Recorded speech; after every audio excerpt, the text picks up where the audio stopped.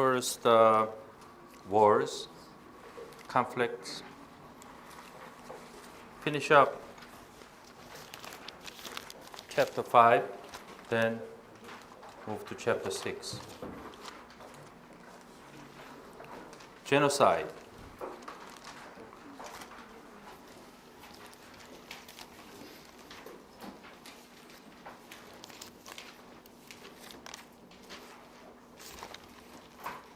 You're still on ethnic war, right? The ethnic war, and we'll move to religious war. Ethnic war, religious war, which are emerging types of wars. And there are so many wars we talked about. Hegemonic war, total war, or civil war, or there is a even broader type of war we haven't mentioned yet, which is insurgent wars. This textbook doesn't use that category, insurgent war, or insurgency. Insurgency.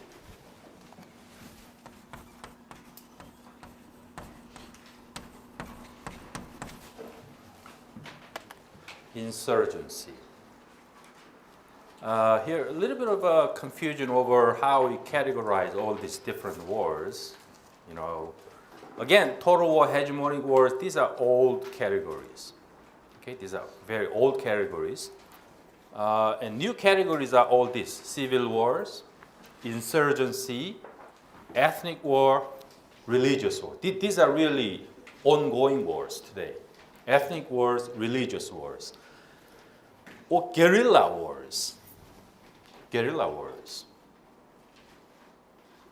How do we categorize all these different wars? In my opinion, I think the broadest category we have to use is insurgency.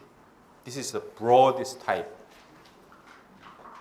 catch-all type of category that includes every important types of facets of wars today, including civil war, guerrilla war, right? Ethnic war, religious war. Ethnic war, religious war, which we haven't discussed. Ethnic war, religious war mostly come in the form of civil war, right? In the form of civil war, guerrilla wars, insurgency type of wars. These are all insurgency type of wars. Or asymmetrical war. Asymmetrical war. These are the wars we are talking about, mostly asymmetrical type of war. Asymmetrical meaning wars on one hand, the challengers are weak ones. The challengers are weak ones. And on the other, there's big powers. Okay? Or on one hand, there are guerrilla, okay, terrorists on one hand, and big state, hosted army there. This is asymmetrical war. Okay? Terrorism we're talking about. These are most important types of wars today. These kind of wars are ones we are waging. Most countries are waging. Not in Korea, but in America, in Europe. These are most frequent types of wars. So remember that, insurgency. This is the broadest type of. I forgot one thing, low intensity conflict, that's another term. Low intensity wars, low intensity conflict. But insurgency is the broadest category. Then once we define wars, then what comes up is how do we cope with these kinds of wars? Okay, these are broad themes in these two chapters, chapter 5, chapter 6. How do we cope with these wars? In other words, old wars, total war, hegemonic war, these all types of wars, how do we respond to these wars?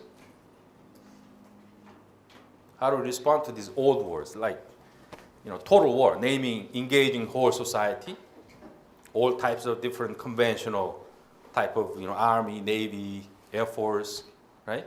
These are coping strategies for old wars. But these new wars, quite different military strategies. We can't engage the whole society to confront Al-Qaeda. Are we doing that? No. Mostly limited war in terms of responding. Limited, right? Whole society isn't involved.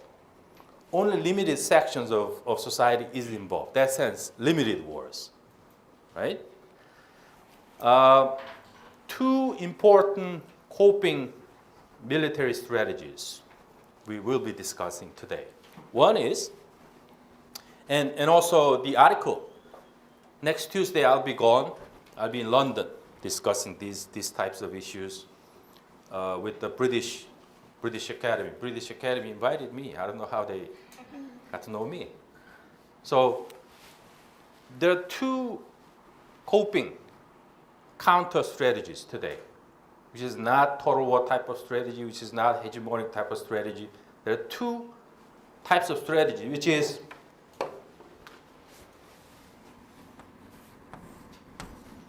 either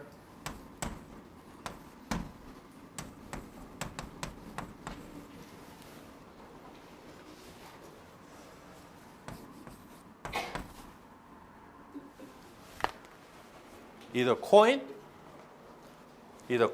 or COT. These are two recent types of military strategies. Coin meaning counterinsurgency. Counterinsurgency. In other words, it's a strategy that confronts insurgent type of threats. That's coin. That's counterinsurgency. Whereas COT is, sorry, not COT, CTO.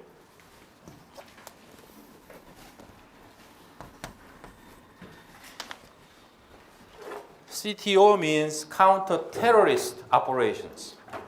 Counter-terrorist operations.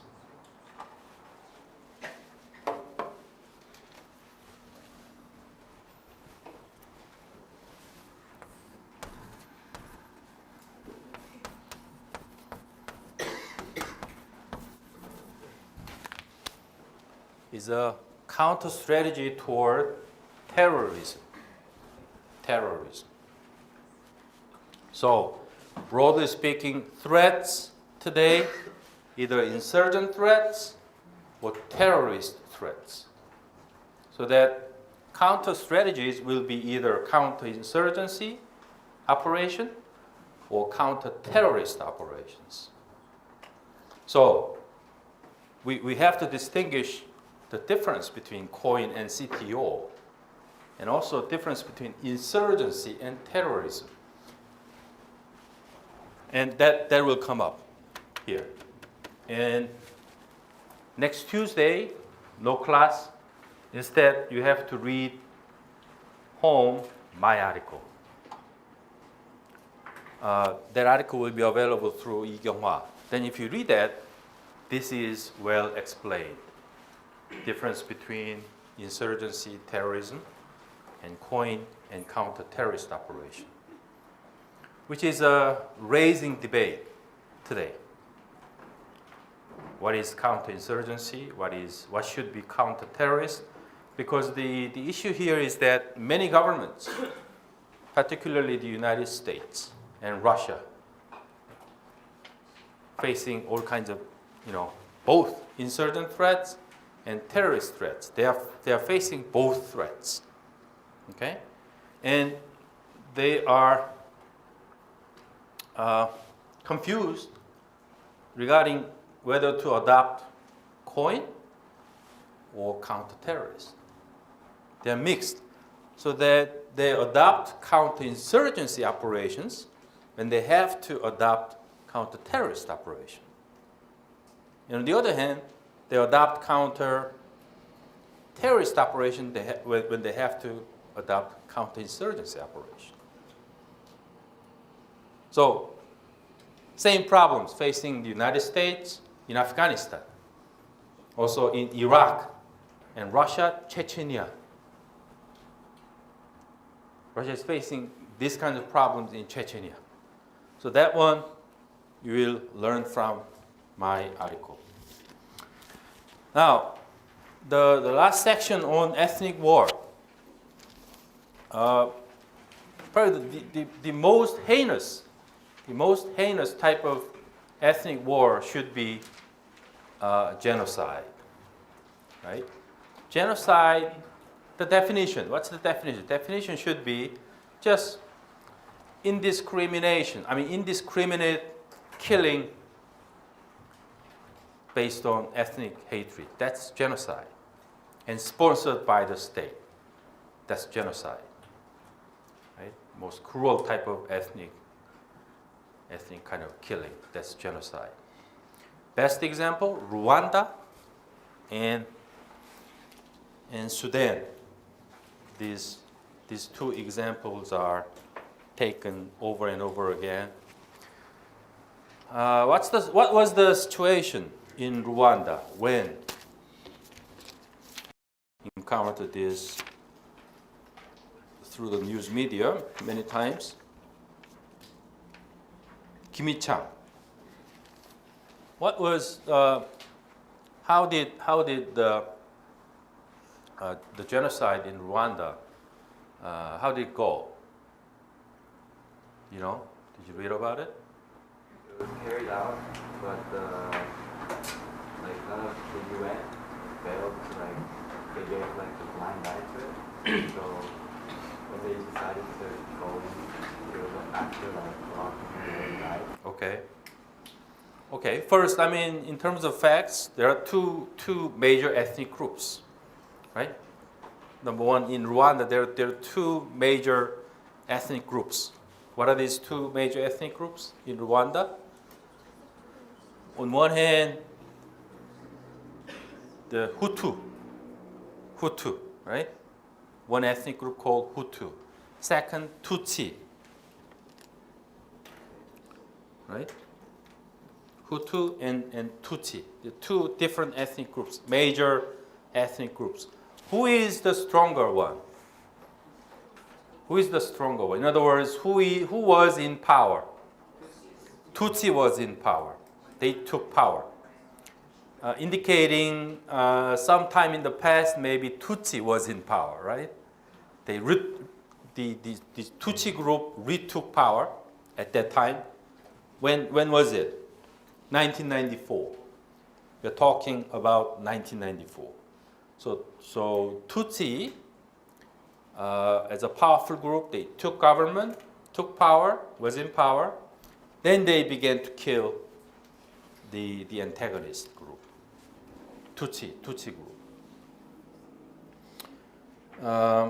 And was repeated, right? Was repeated. The kinds of death toll we're talking about, 800,000. A lot of people, almost 1 million died. 1 million people dead. This is an age-old, very long-standing ethnic hatred. Now, in explaining this, in explaining why the ethnic hatred between these two groups, or more broadly, any ethnic wars, there are two kinds of approaches in terms of why. Why did they hate each other? Number one reason is probably they are backward country. This is one type of approach. They are backward economically, or culturally they are backward. Okay, they are uncivilized. Okay, they are not modernized yet. This is one type of approach. Second type of approach, which is so first type of approach is kind of an economic explanation. Second type of explanation is more social psychological approach.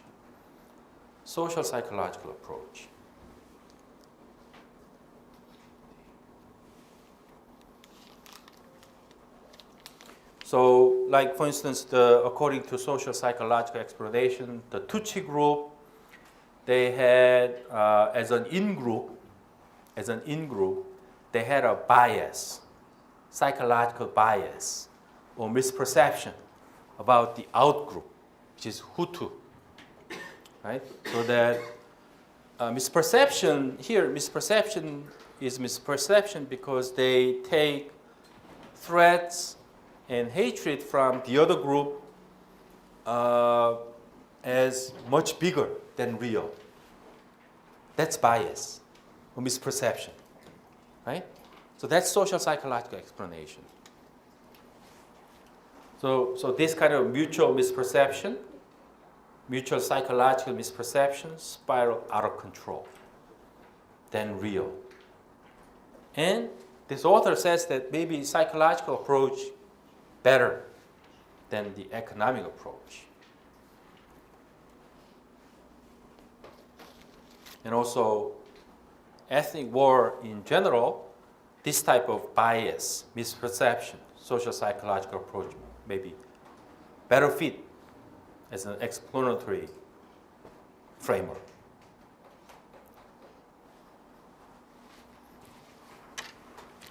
Sudan example. Sudan example is more interesting because, this Rwandan example, I think they are different ethnic groups, but there was no religious gap. But in the case of Sudan, the kind of conflict we're talking about here, it's an ethnic conflict, but overlaid on religious conflict also. In other words, Sudan conflict is conflict between northern Muslims, northern part of Sudan, Muslim, Islamic people. Southern Sudan, Christian people.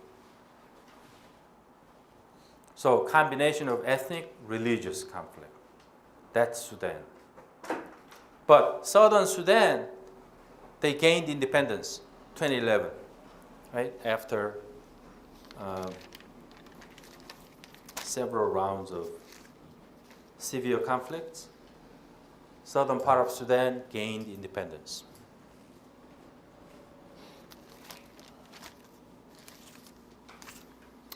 Now, religious conflict. Let's take religious war. So ethnic war is done. Okay, ethnic war is done. Now, religious war.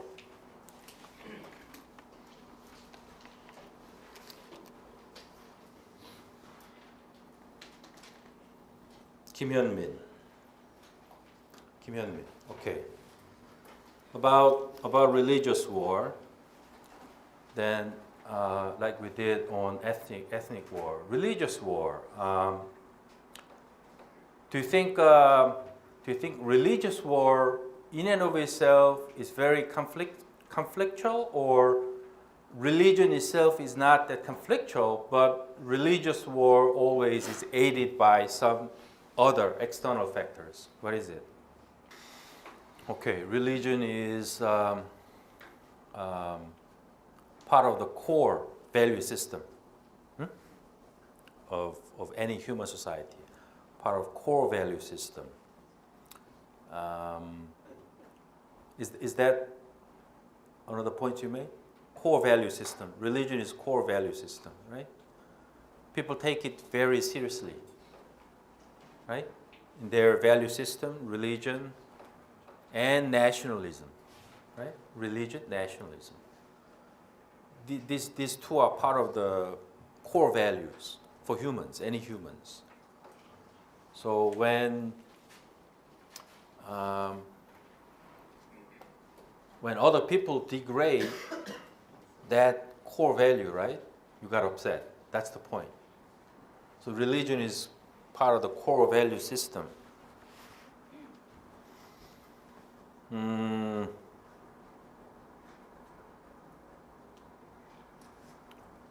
Okay, because these are part of the core value system, right?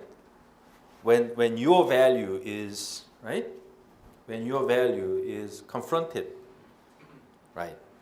That becomes problematic. That's the point she was trying to make. Now, but what's important is religion in and of itself doesn't cause a war. You have to remember that religion in and of itself doesn't cause a war, right? Doesn't, because here nothing inherent in religion mandates conflicts. Doesn't make sense. Religion doesn't equal wars. The other way around. Religion is peace. That makes more sense. Religion is peace. Religion is not war.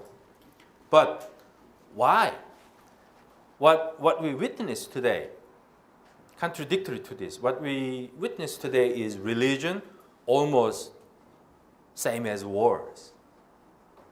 How did this happen? I think this question you have to think about it. How has this good thing, religion, has become always, a war? It's very counterintuitive. Because, this author says the reason is found in external factors. Religion, in and of itself, is not war. But when religion is combined with ethnic factor,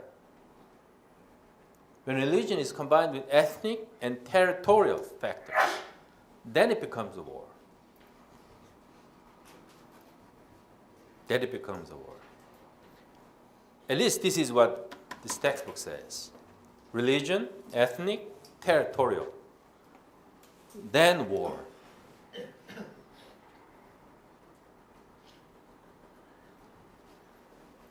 Now,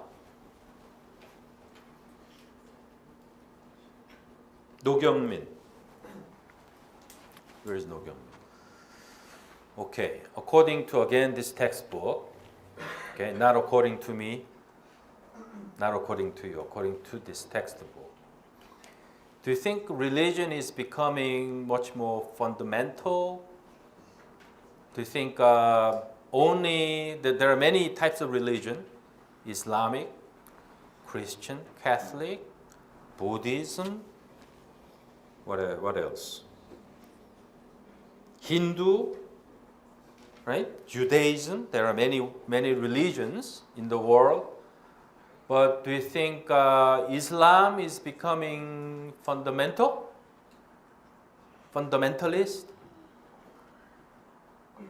Do you think so?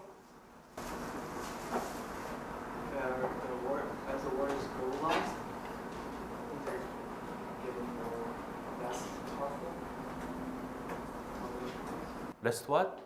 Less Less influential? No, that's not what I'm asking. I'm asking is fundamentalism, fundamentalist religion. Do you think Islam is becoming much more fundamentalist today than in the past? Do you know the meaning of fundamentalist, right?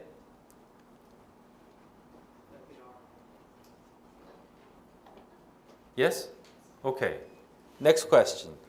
Only Islam is becoming fundamentalist?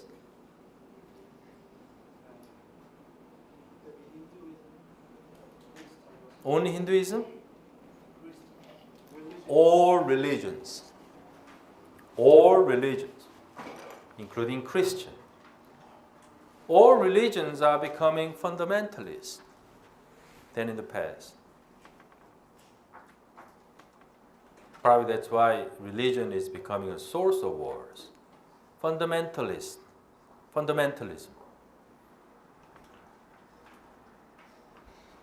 They are seeking more pure type of religion, their own religion, much more pure. I don't know why. I mean, there is no answer to this. Why most religions, all the religions are becoming much more fundamentalist. Not only Islam, but all religions are becoming much more fundamentalist. You might want to find out about it. Why all fundamentalist movements exist in all religions. Even in America. Even in America. But essentially,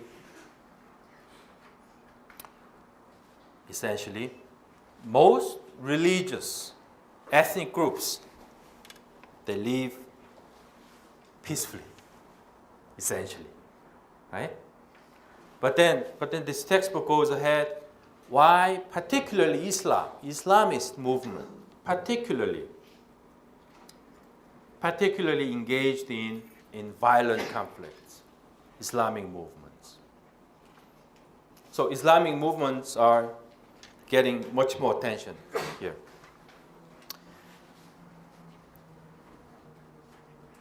박민정.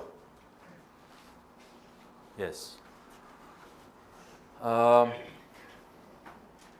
Islamic religion, we need to study a little bit Islamic religion.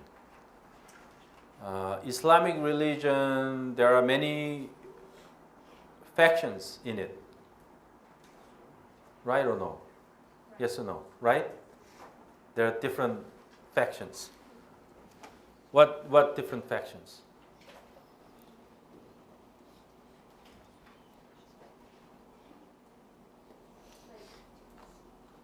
Are you talking about the different people that believe in it? Yeah, but different factions within it.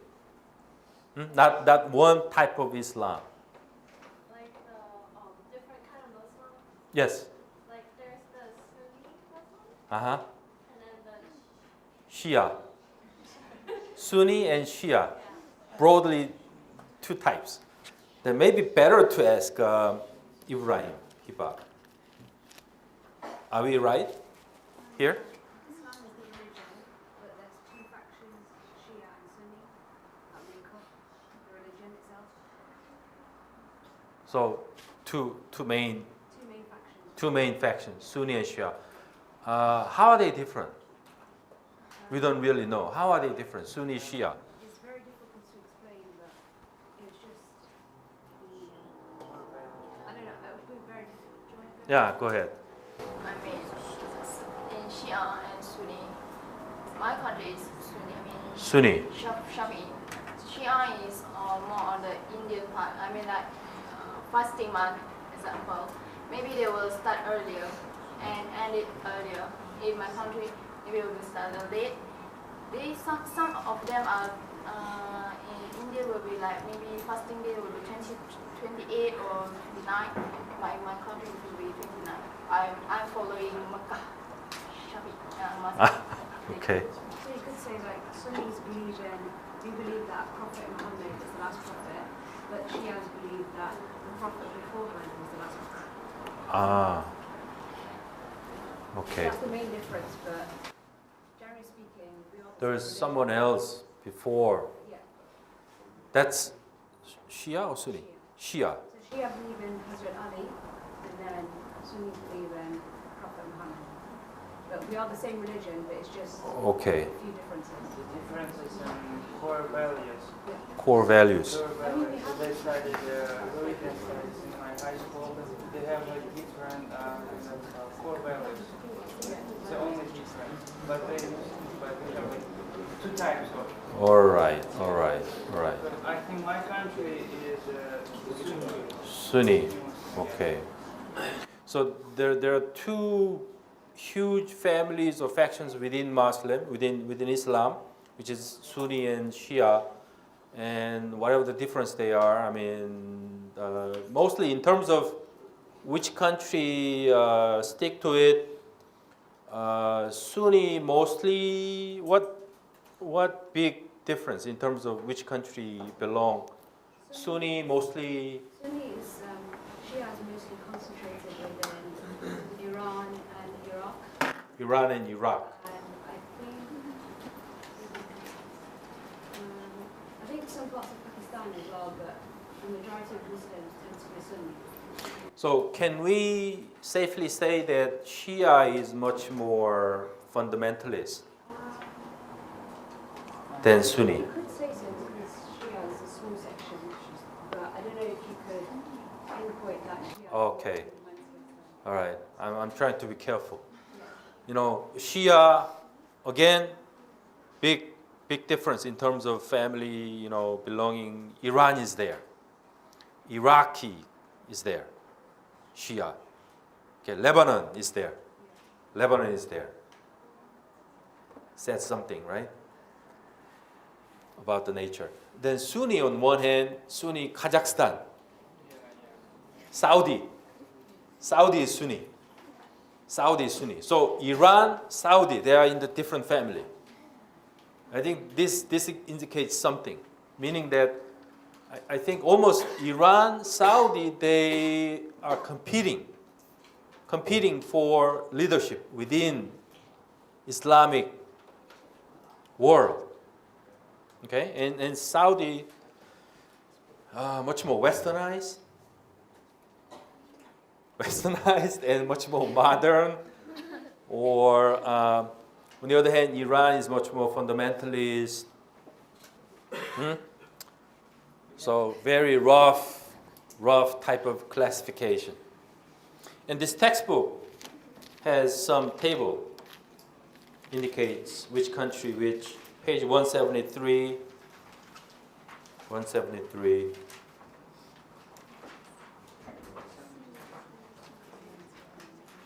Right? Shia, Sunni, different countries. Iraq, also Sunni. Sunni people also in Iraq, right? But mostly Shia. But Iran, Iraq had a war in the 80s. But important thing about religious war, religious conflicts, clearly Islam is at the center. Islam is center. Broadly speaking, I think today's religious wars are two kinds of religious wars. One is wars between Islamic countries. In other words, different factions within Islam, between Shia, Sunni, many of them, right? Including Iran-Iraqi war. Okay? So conflict between different factions within Islam, that's one type of war. Second type of war is Islam on one hand, and the Christian on the other, Western on the other. This is the second type of war. So it is not right Islam's waging wars only against Western countries. That's not right. That's my point. That's the point.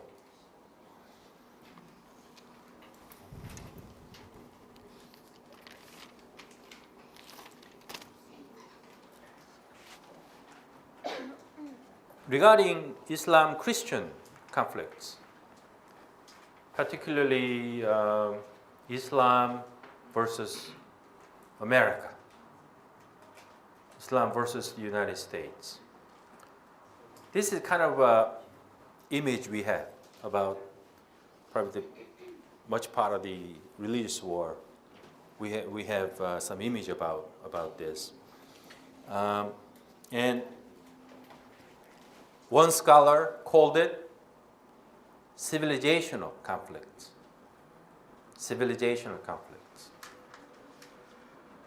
The kinds of religious war today facing us is kind of a civilizational war. In other words, the past civilization was based on Christian. U.S. was at the center. Okay? And this Christian civilization is being challenged today by emerging Islamic civilization. That's Samuel Huntington's book, Armed. They become an armed Islamic group. There are many examples of wars, religious wars, between different factions in Islam, and Islam-Christian wars. There are many examples, but I want to take the example of Chechnya. Chechnya.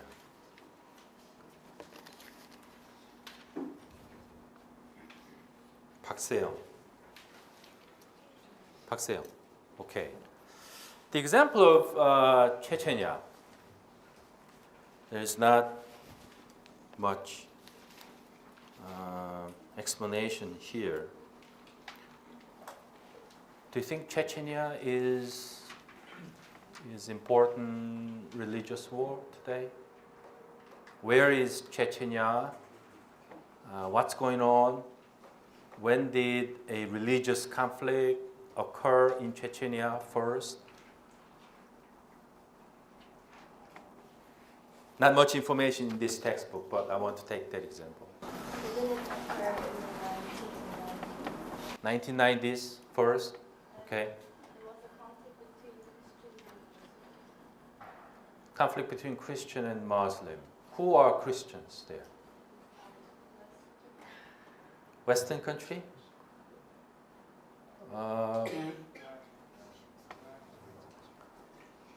What Western country?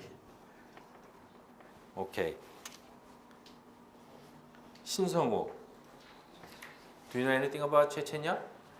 Where is Chechnya? Somewhere based on Russia. Part of Russia, part of the Soviet Union, part of the Russian Federation. From what I know, when the Soviet Union broke up, Chechnya wanted to break up as an independent nation as well, but Russia wouldn't allow it, so the war began. Ah, okay. So it was a conflict that erupted right after the breakup of the Soviet Union. Okay, breakup of the Soviet Union. After the breakup of the Soviet Union, first Russian Federation broke up, or seceded, became independent from the Soviet Union. Then again, Chechnya, part of the Russian Federation, okay, inside the Russian Federation, Chechnya also tried to become independent from Russia this time, from Russia, okay, because they don't have any autonomy. They are simply part of the Russian Federation. So the beginning of the conflict was, number one, independence. That's important, independence. Chechnya, they won independence, political freedom. Second, is it ethnic conflict? Or is it religious conflict? Wasn't more of a religious conflict because most of Chechnya was Islam. Okay, Chechens, Islam. Okay, Chechnya is an Islamic country. Islamic country. Okay, Russia, Christian. Russia is Christian, not Western Christian, but Eastern Christian, Orthodox. Okay, Russia is not part of the West, neither East, but their religion is Eastern, Orthodox Christian. Okay, Slavic people, they are Slavic people. Slavic people, they have that Orthodox Christian. Okay, Serbia, same. Why Serbia? Kosovo is Islamic. Albanians are Islamic, right? Serbians are Orthodox Christians, right? Russia supports Serbia. Same religion. Russia supports Serbia. Now, so it is a secessionist conflict. Okay, secessionist conflict. They want to secede from the Russian Federation, and also religious conflict. Russians, they don't respect Chechen's religion. They had that assumption. Russians don't, respect Chechen's religion, their customs, culture. Okay? So,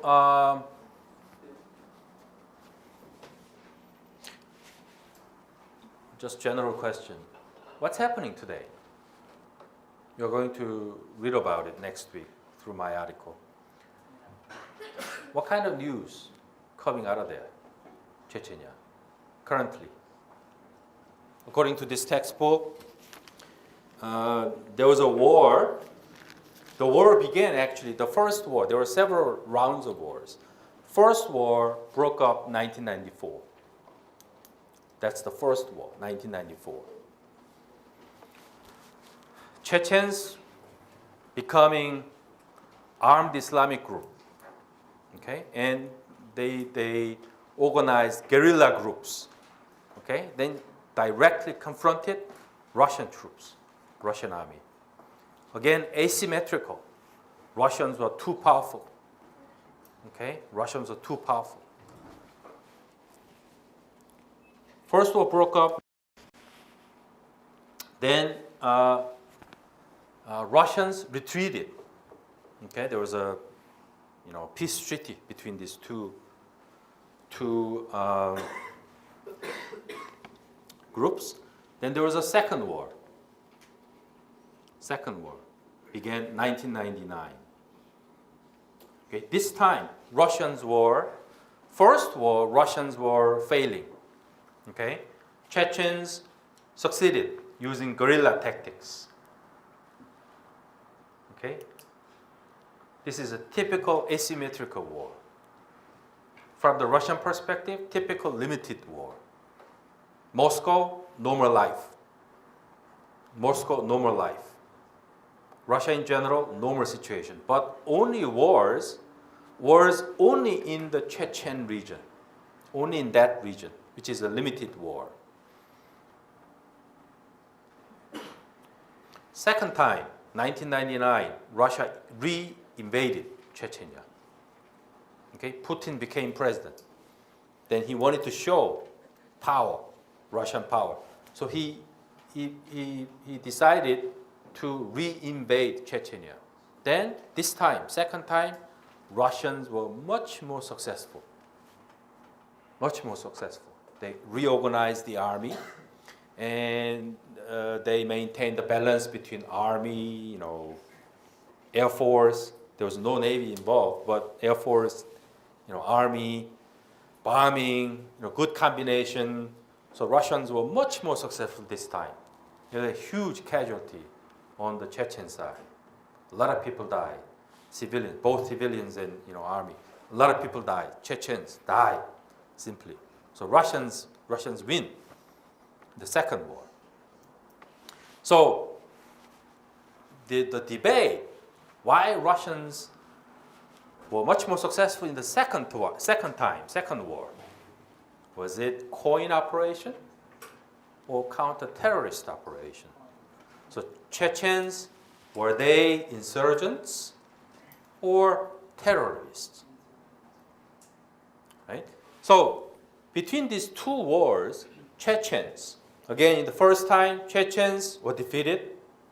Then they shifted strategy, then began to adopt terrorist tactics.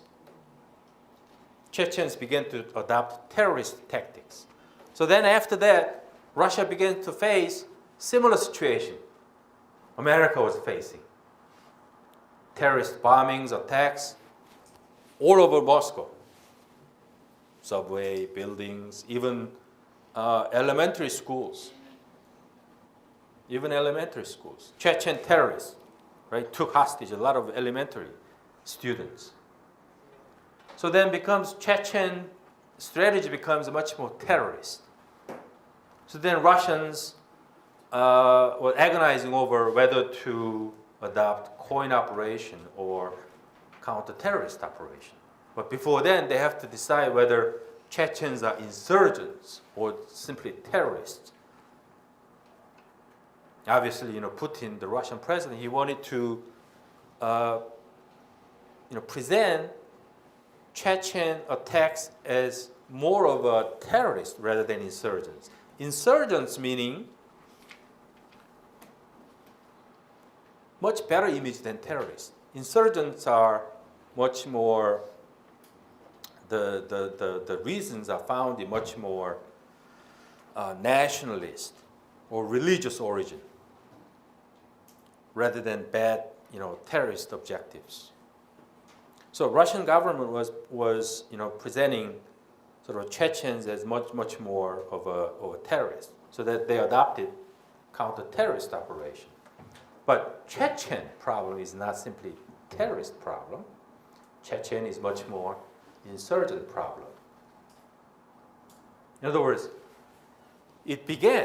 Chechen problem began as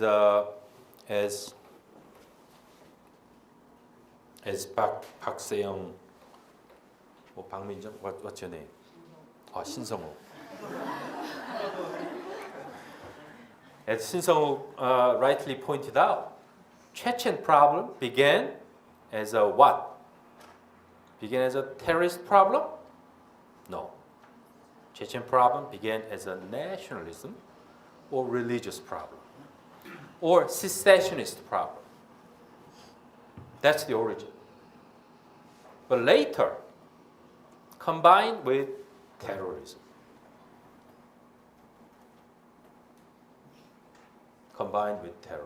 And Al-Qaeda operatives, they infiltrated into Chechnya. That makes any religious ethnic conflicts today confusing. Al-Qaeda makes any religious ethnic conflict today in the world very much confusing. Because many insurgent movements today are combined with Al-Qaeda.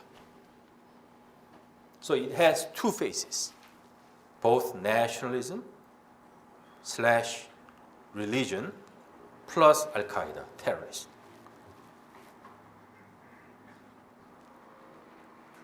So in any conflict today,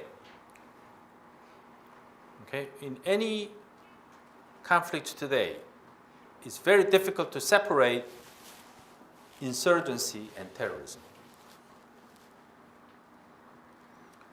That means, as a countermeasures, coin should go hand in hand with CTO. That's the answer. 신윤경. Where is 신윤경? Okay. The status of territory as a subject of war. Do you think is territory gaining in importance as compared to the past? Or is territory losing more significance as the subject of conflict? I think it's losing more significance as compared to past because in the past we usually have a war because of the territory. However, now they are like more concerning on the ideologies or like religious and things. So. Okay, that is right. So territory is losing importance because territory is a past thing, right? Countries were, they're very serious about territory in the past type of conflicts, right? But due to technological changes and also the kinds of distance being reduced, being shelved due to technological changes, territory is losing importance, losing significance. But still, there are territorial wars. Still. There are three types of territorial wars. Secession conflicts. I'll go quickly about this, then we'll shift to chapter 6. Secession, that's number one, territorial conflict. Number two, interstate border conflict. Number three, territorial waters. Conflicts over territorial waters. Territorial waters.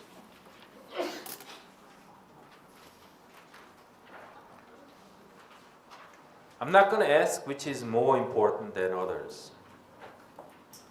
secession, interstate, territorial waters. I'm not going to ask which is more important. They are all important, and all really occurring in many places. Secession, like I said, secession is an outcome of the breakup of multinational states, mostly.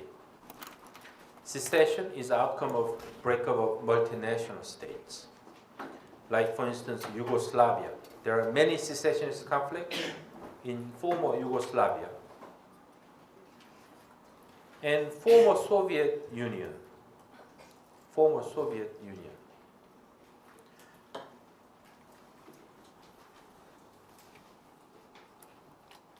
The best example, Kosovo. Kosovo. Chechnya. Chechnya. And Azerbaijan. Azerbaijan. These are best examples. Chechnya is a typical example. Secession conflict. Some are peacefully resolved. Some are peacefully resolved. Like they talk about Croatia from the former Soviet Yugoslavia, former Yugoslavia, but mostly still ongoing conflicts. Interstate border conflict. The difference between interstate border conflict, secession is secession conflict is a creation of a new state. Secession. Interstate border conflict between the existing states. Between the existing states.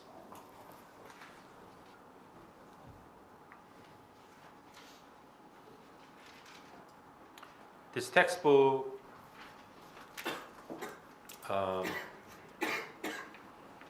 argues the most important thing about secession conflict is that this is not an essay question, but you have to remember this. Why would major countries, major powers, why would major powers object to secessionist conflict? Maybe I can ask this. 신정아, not present. 신운지. Why would major powers object to secessionist type of conflict?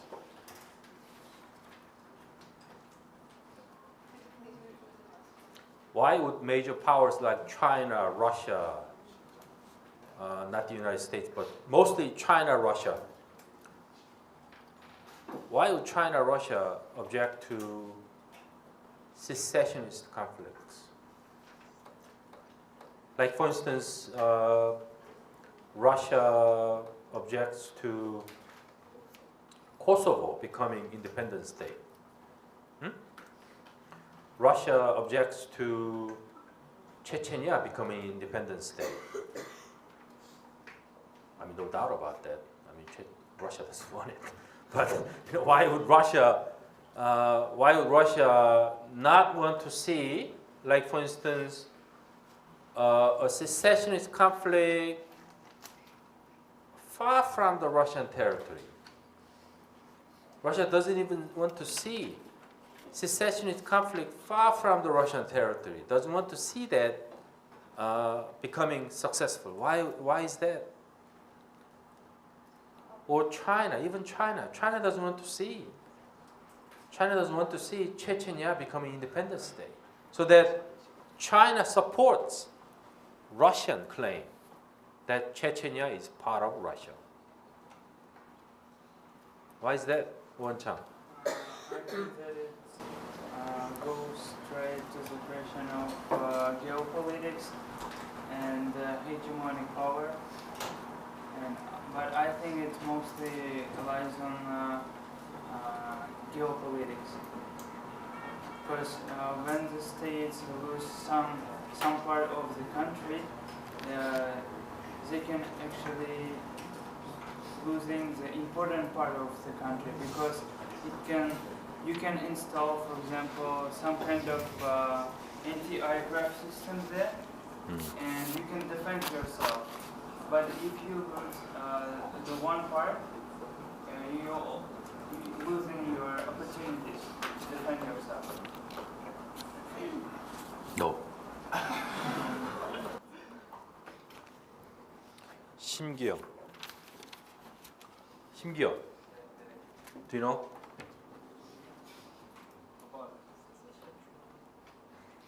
What? Get lost. Did you hear the question? My question? Why would major powers like China, Russia, why would they object to secessionist conflict becoming successful?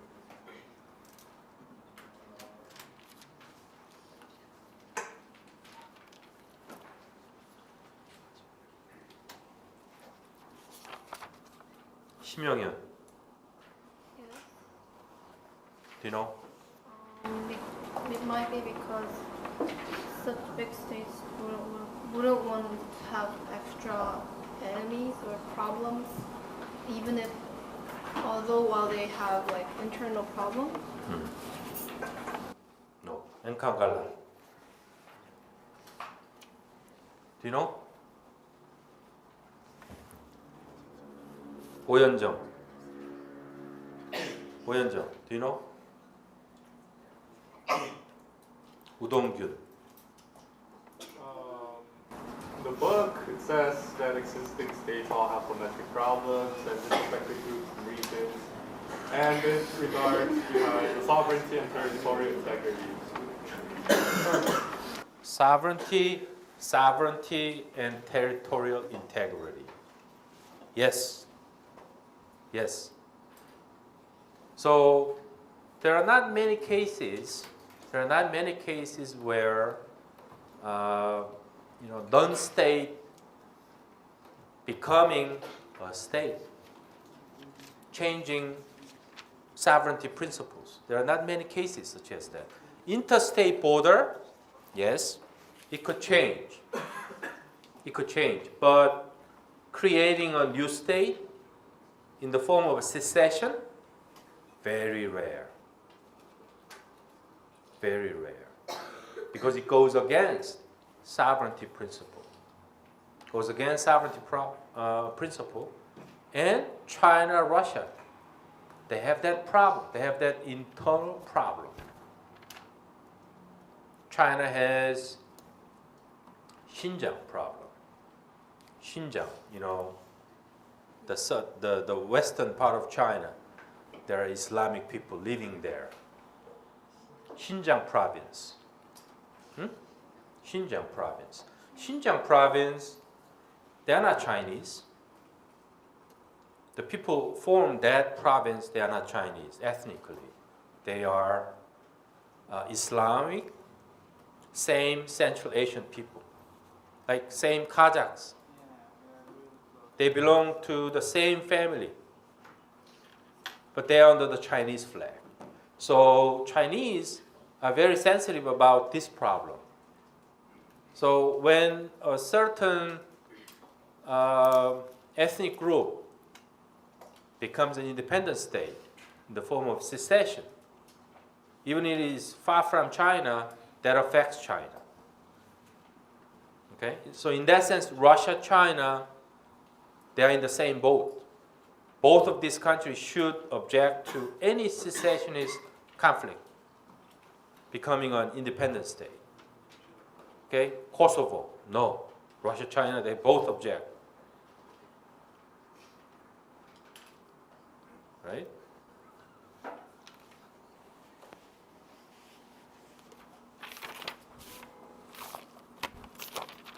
Island conflict. Small islands. Even small islands become subjects of territorial conflicts. Even small one. Very symbolic, even one small islet, oftentimes becomes the subject of conflict. Why is that?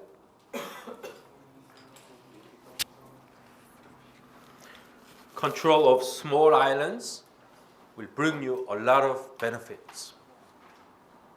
A lot of benefits regarding fishing, minerals extraction, etc., etc.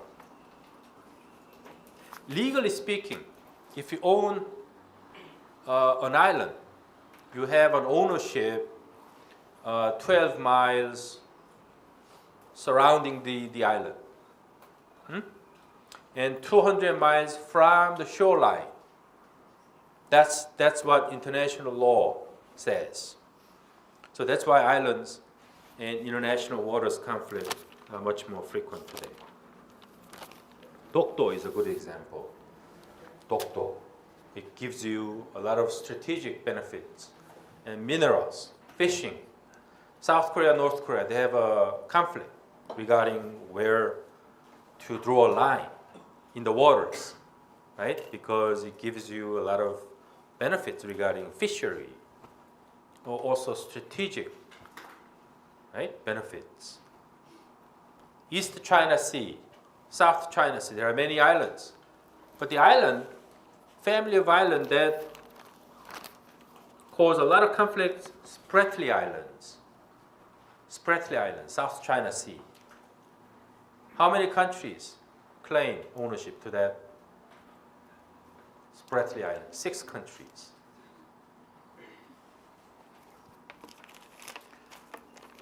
East China Sea, what island? This textbook doesn't have that. East China Sea, Diaoyuan, the island of Diaoyuan, between China and Japan.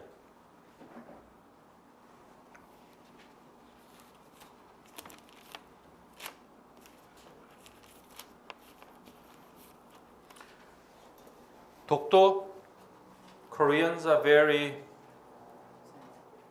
serious about that. Dokdo. Very serious about that, right? One day I think Korea will have a war with Japan over that. Then at that time North Korea will be an ally of South Korea.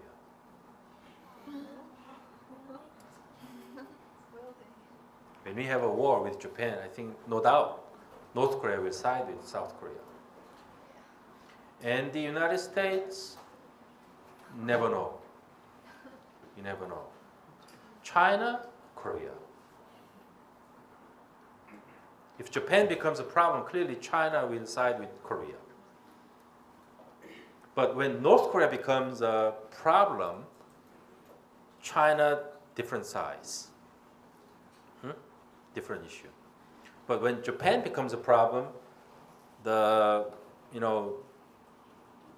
a line in terms of who are enemies and friends must be drawn differently. A line should be drawn very differently. So territorial conflicts, nuclear conflicts, the lines will be drawn very differently because these are different issues. Different issues. Now, chapter 6. Okay, chapter 6. Again, chapter 6 is important chapter. Important chapter, a lot of information.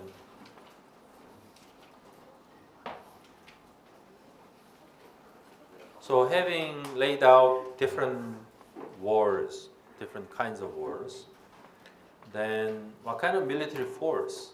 Then when wars occur, then what kind of force, what kind of real military force and power can governments bring to bear on that war? That's the focus of this chapter. Broadly speaking, governments, they use 2 different types of power. One is non-violent type of leverage. You can influence your neighboring countries through economic means. right? These different aid, economic, right, through diplomacy. The other type is raw power, military power, violent actions, sending troops, stuff like that, right?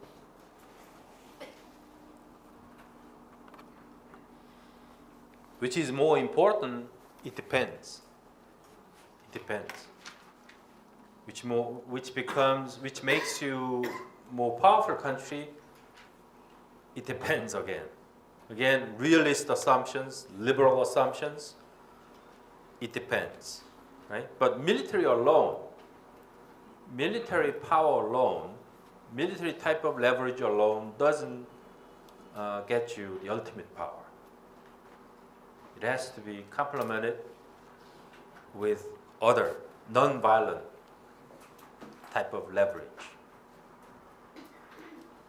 That is pretty obvious.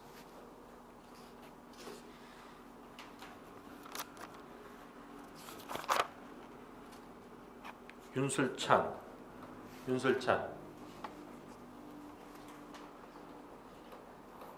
don't have 윤술찬? He ran away. He's checked here.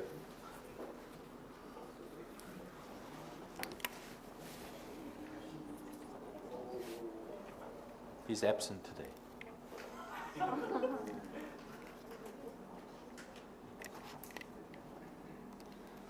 이경화.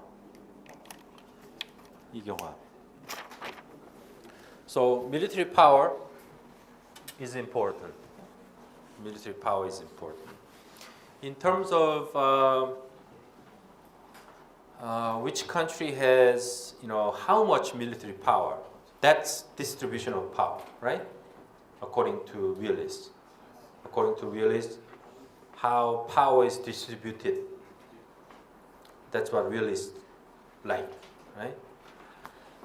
But do you think rich countries obviously must have more power, more military power, rich countries, right? Rich countries must have more military power. But do you have any idea how much, like a rough estimate of how military power is distributed between big powers and small powers? Is it big gap? Big countries, big powers, they have enormous amount of military power. Is that true? Or military power, between big countries and middle power countries, relatively equally distributed? But there used to be a big gap between countries, but it's declining over time. And as the developing countries, other forces, other means than the violent means, such as diplomatic powers, are being used as well. And the United States spends about $30 billion a year for military forces, but they made a decision to spend money for diplomatic. Okay. So are you reading from different text? Here is written. Okay. So the point here is just this.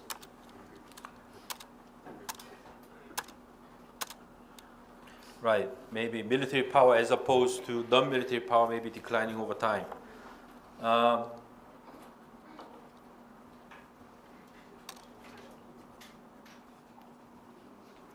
This doesn't come up in the PowerPoint. Page 194. Page 194. Fourth from the top. Fourth line from the top. This is what I was going to highlight. Fourth from the top. Great powers dominate. Great powers dominate.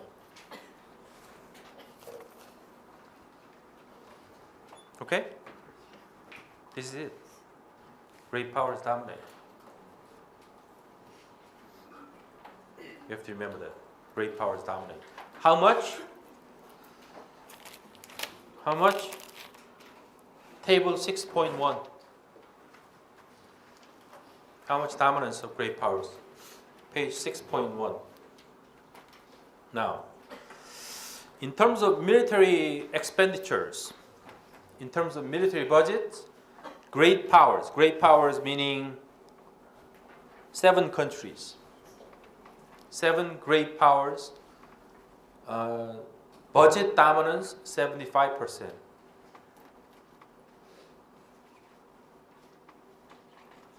Soldiers, yes, soldiers, poor people dominate. Poor countries dominate the soldier section because this is what you have. Number of humans, that's our power. That's our power.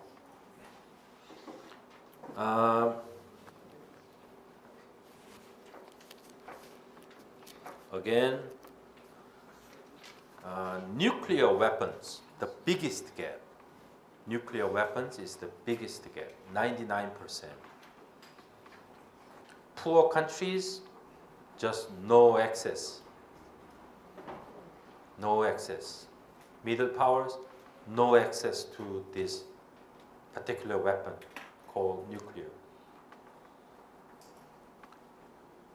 Why?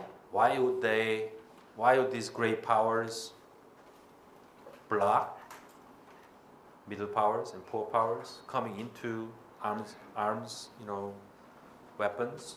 The reason is they want to export. They want to export these weapons to middle power, poor powers, poor countries. So arms exports, 85% coming from great powers.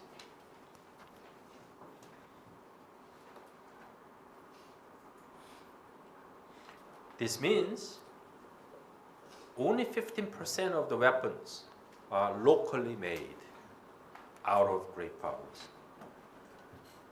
All bought from them.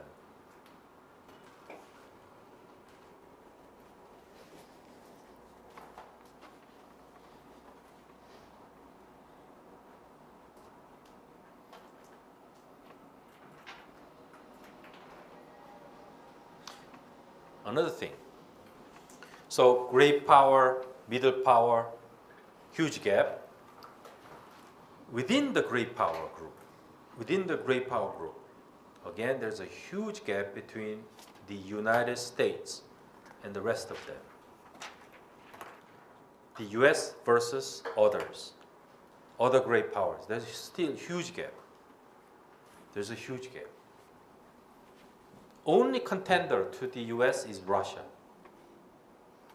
Russia is the only potential contender, but still huge gap. There's a huge gap.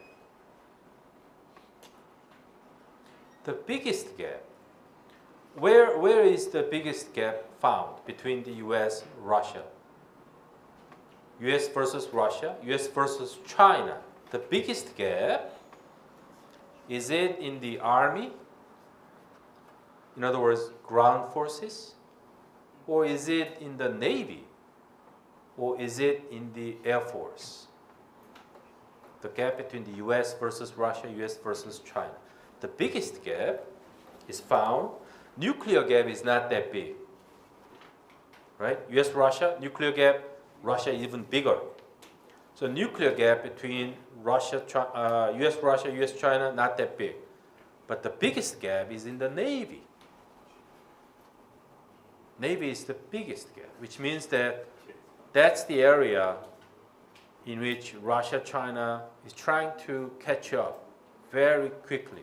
A lot of efforts being made on the part of Russia, China, catching up naval forces.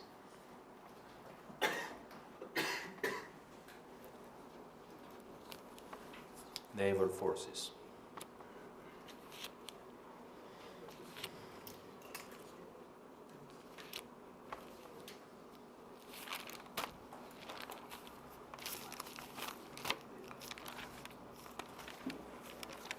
Go on to page 200, table 6.2.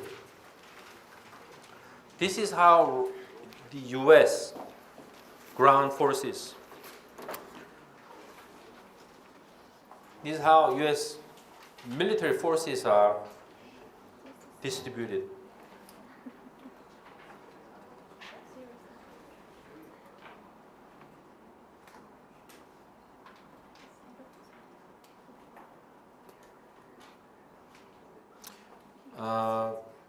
Mainland the US mainland about 1,100,000, 1.1 million.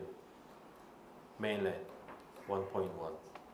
Overseas about 400,000. Overseas. So altogether 1.5 million.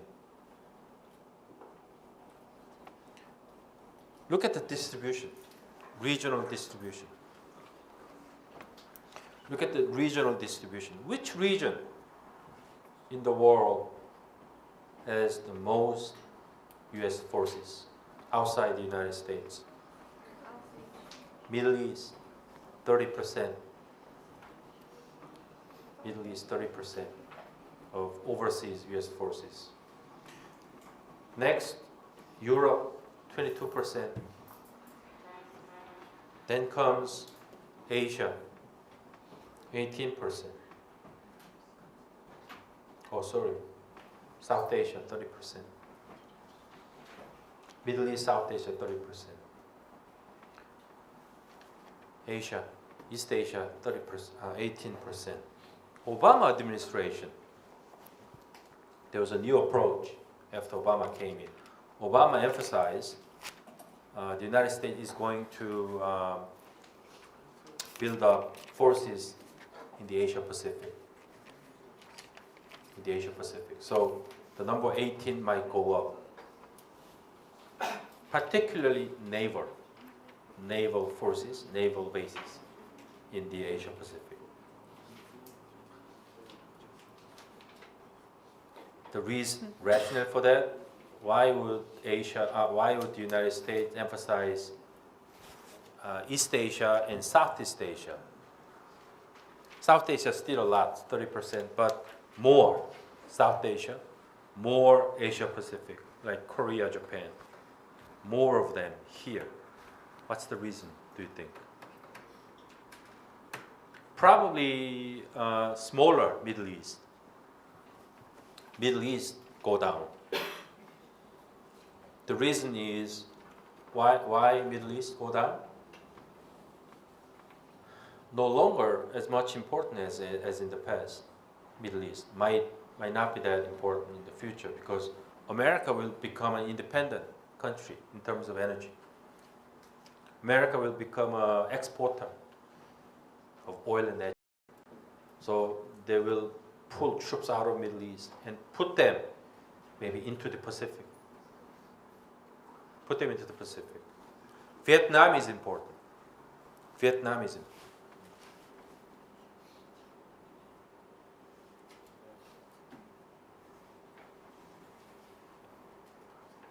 Philippines important. Jeju Island is important.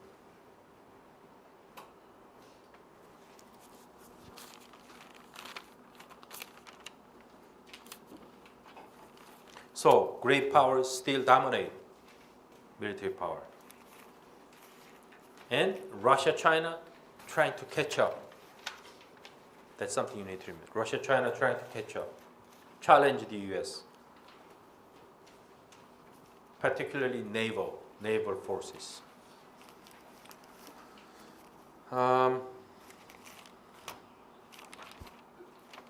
Page 196. Here comes counterinsurgency. He gives definition of counterinsurgency. COIN.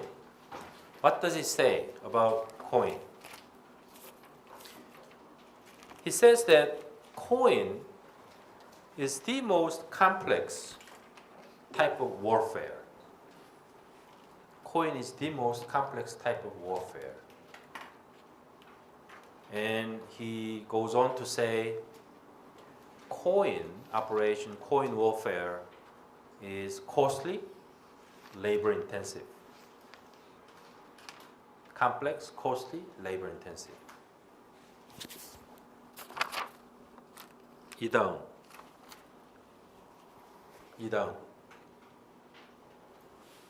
Why would coin operation, coin warfare be complex? 임지연.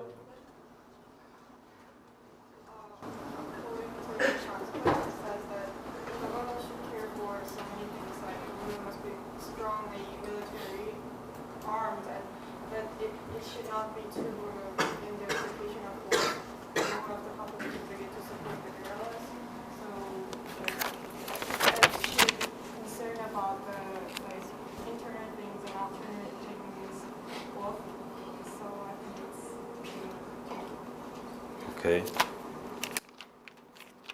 All right. But we want to know more. Go to page 208. Page 208. There is a section on counterterrorism. There's a huge, thick counterterrorism. You need to know the difference. Counterterrorism, counterinsurgency, the difference is important. Why counterinsurgency is tricky, costly, complex? Then what's the difference from counterterrorism? Counterterrorism, maybe simpler, right? Counterterrorism must be simpler than counterinsurgency. Counterterrorism is to hunt down terrorists. Right? We learned from President Bush, President Obama, right? In Afghanistan, in Iraq, hunt down the terrorists, bring them to justice. Right? So President Bush said, what did he say? You are with the terrorists or with us. Right? That's the message he was giving out to different countries. So help us hunt down these terrorists. Right? Then he really narrow down to Obama, right? Not Obama. Osama bin Laden. Bin Laden, right? Obama, bin Laden. Osama, Obama. So, that's counterterrorism. Right? Through policing or military operations. But conventional wars and counter-terrorist wars quite different. But still, counter-terrorists are very similar to conventional military operation. But the difference, you could imagine what the differences are, right? Hunting down terrorists and killing enemies in the battlefield must be different. Although terrorists are also in the battlefield, right? Although there is no front line, it's a more guerrilla type of wars. But the counterinsurgency, the difference between counterinsurgency, COIN and CTO is that, they are all right. It is related to, COIN is related to winning hearts and minds, meaning that only counter-terrorist operations, if you adopt counter-terrorist operations, it'll mess up your counterinsurgency goals. Because the root cause of problem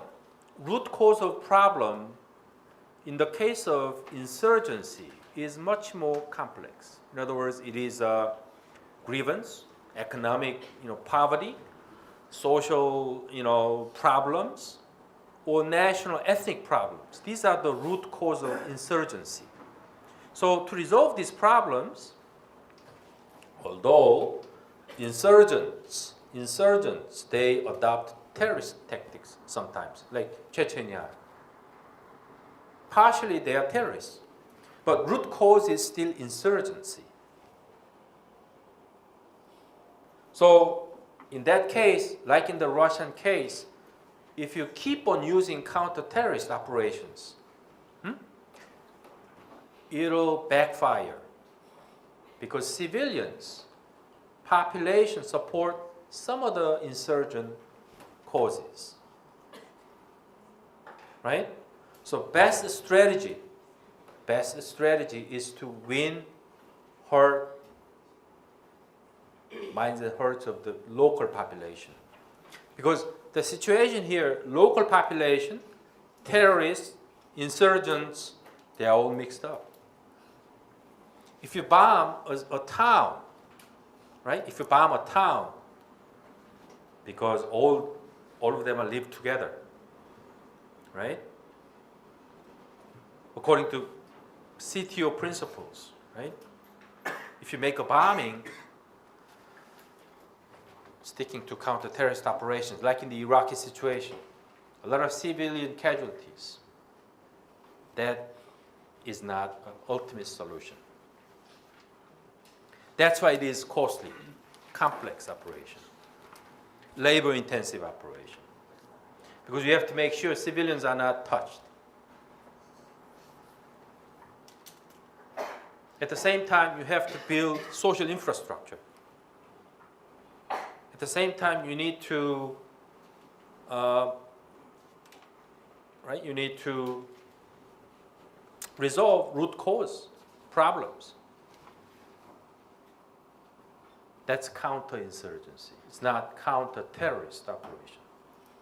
So the debate in America regarding the Afghanistan operation or the Iraqi situation, this was a debate in the United States. Should the United States help the Karzai government to build social infrastructure, right? Resolve social problems, to make Karzai government, become a standalone government, which is a long-term coin operation. Should the U.S. go ahead and adopt this approach, or the U.S. goal is to simply narrow down to real terrorists through counter-terrorist operation? Because if you want to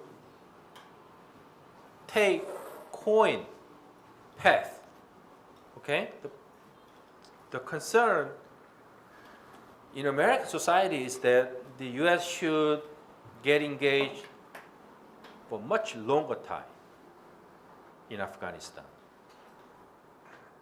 So coin CTO debate in the United States went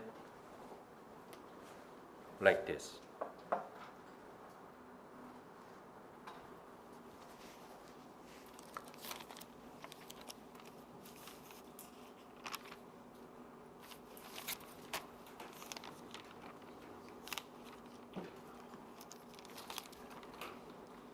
Anyway, the goal of ground forces is to take territory, right? Ground forces. Types of military force. Ground forces, Navy, Air Force, right? Serve different purposes. The major goal of ground troops is to take territory, protect territory. Although ground forces, their mission is very complex. That's the point here, like counterinsurgency. Naval forces.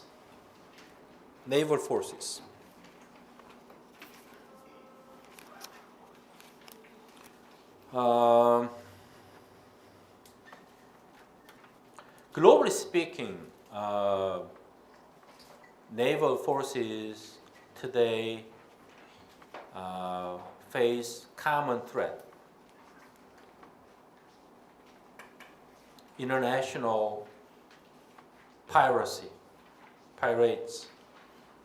off the sea of Somalia. This is a global concern. So naval cooperation is needed. over parades.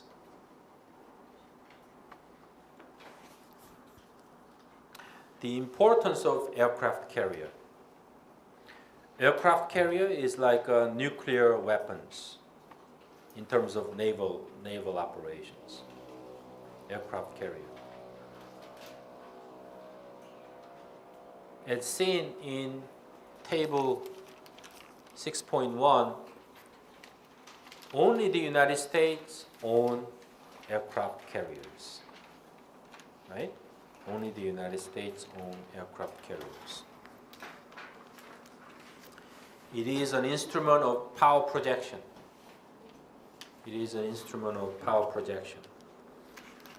So if you have aircraft carrier, you can attack any country.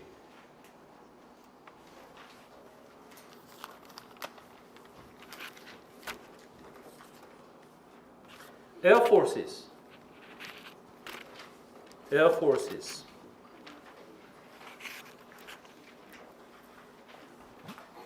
Again, air forces, the key to air forces is bombing, aerial bombing, and missiles. These two technologies, aerial bombing and missiles. Aerial bombing is changing due to new technologies. You have more precision type of aerial bombing, okay, which was shown in the Iraqi war, in the Afghanistan. Okay, much more precision types of air bombing is possible.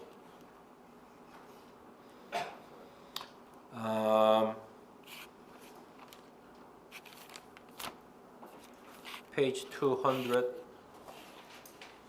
Page 200. Ground forces, which is Army, Naval Forces, Air Force. If you want to become a strong military power, you need all these elements, right? Ground, Navy, Air Force. In addition to this, you need supplementary powers, such as logistics and intelligence. Okay, logistics and intelligence.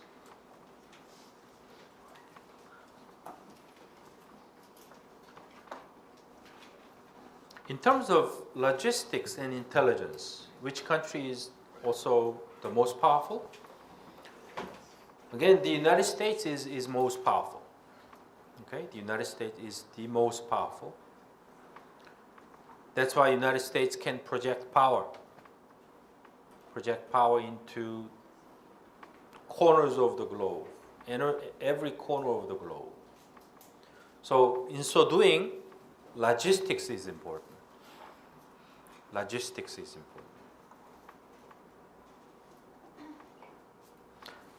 Is China global power in terms of projection of power?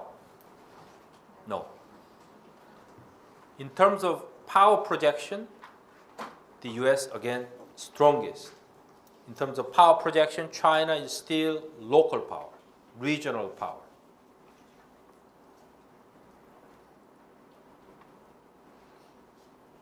Space war. Space war. Space war, again, the US most advanced, but Russia follows.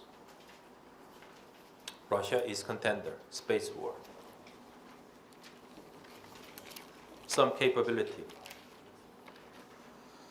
Intelligence. Intelligence. There are two types of intelligence. Human intelligence and signal intelligence. There are two types. What is human intelligence? Human intelligence is sending agents directly into foreign countries as a spy. Human intelligence. That's human intelligence. But these types of human types of intelligence operation, rather than this, signal type of intelligence is becoming much more important. The organization that that implement this signal type of intelligence is National Security Agency, U.S. agency, National Security Agency. It's not CIA, National Security Agency, which is huge. NSA is the largest U.S. military intelligence agency. Billions and billions budget.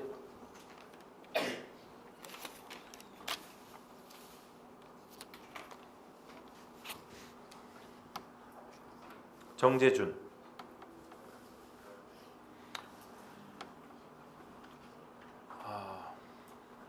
Didn't you say before? Didn't you say before? No? Okay. What is revolution in military affairs?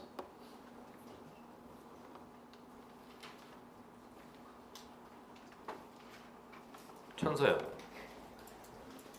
Explain revolution in military affairs.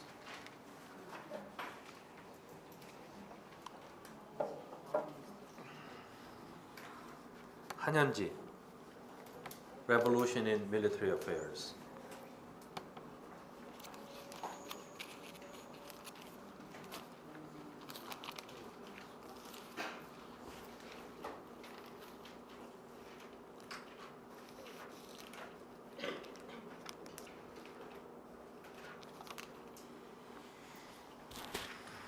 홍승영. Revolution in military affairs.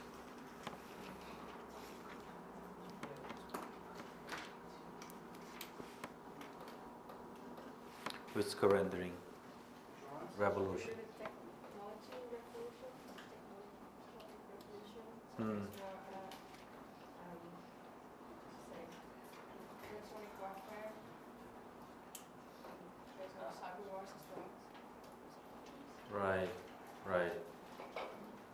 Right. Jishna. Second please, just second please. Jishna. Revolution in military affairs, RMA. This is something called RMA. Revolution in military affairs. In other words, nature of war is drastically changing due to technological change. There are many things. Under this. 원창. Drone.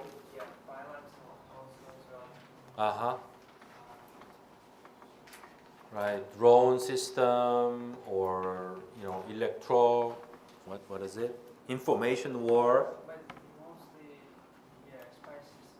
Spy system, cyber war.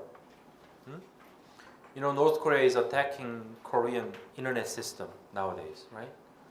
They have a huge team of those hackers. North Korea is running a huge team of hackers, professional hackers, thousands of professional hackers. Right?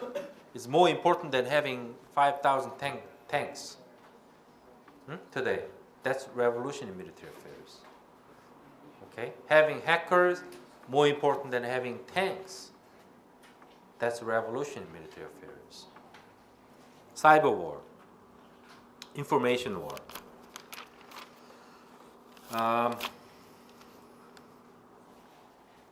Passing 4 o'clock. So, read about it. Revolution in military affairs. Then, terrorism.